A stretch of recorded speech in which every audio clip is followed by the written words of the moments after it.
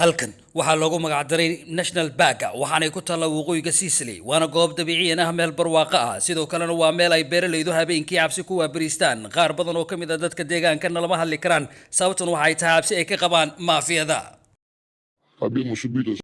waanu cabsanaa waana la hadidaa mar walba maafiyadu waxay hadeen xoolahaygii waxa sidoo kalena ay qaateen dalagii ii baxay waxa ay iga burburiyeen qalabkii aan beerta ku qodanayay iyagoo waliba gubay beertayda nolosha noocaana waxaan ku jirnaa muddo sanado ah cadaadiskan isdaba joogga ay maafiyadu ku hayso dadka deegaanka waa mid ujeeddo leh waxa ay rabaan inay naga eriyaan beeraha iyaga si ay iyagu u diiwaan gashadaan kana dhigtaan xarumo ay maafiyadu saldhigga ku yeelato khibradda dadka beeralayda ah ee deegaankan ay u leeyihiin maafiyadu waa mid aad u kooban halkan awoodda maafiyadu waa mid aad u sarreysa Castro Austin Clan waxa uu cabiraa dhulka dowladda ee loogu talagalay duurjoogta waxaa jirta musiibada ah in dadka badanaa la dhigo meelo ay maafiyadu macruuf ku yihiin taasina waa sababta beeralayda gelinaysa khatarta sidaa daraaddeed dhulka badanaa waxaa la wareega maafiyada Jose Bayanan Toji waxa uu madax u ahaa shaqaalaha ka howlgala National Park muddo 5 sanadood ah waxa uu sheegay in falal dambiyeedada ka dhaca deegaankan ay maafiyadu geysto inay sabab u tahay maalgelinta midowga Yurub oo ku bixiyo beeraha deegaanka midowga Yurub waxa ay bixiyaan malaayiin lacagta euro ah oo ay ugu talagaleen in lagu horumariyo beeraha si yeeshee lacagtaasi inta badan waxa ay gacanta u gashaa maafiyada Secondo Lieutenant Carlo Dinini waxa uu shaqeeyaa Blaze-ka dawladda Talyaaniga u qaabilsan dhinaca kormeeridda dhaqaalaha kuwaas oo shaqadoodu ay tahay inay maafiyada eryadaan halkan waa goob falalka dambiyada ku caanbaxday malahan beero waaweyn mana jiraan xoolo badan oo halkan ku dhaqan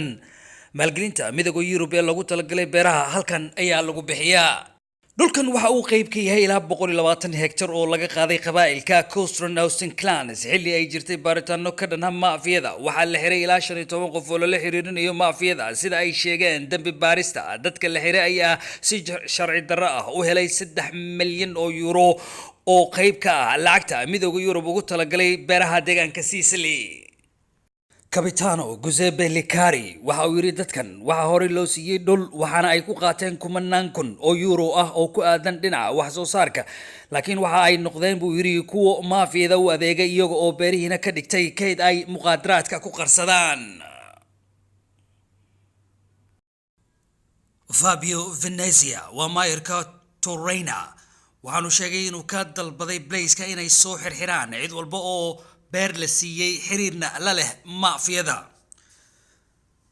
waxa jirtay buu yiri in la soo xiray ilaa 15 xubnood oo ka tirsan maafiyada lana horgeeyay sharciga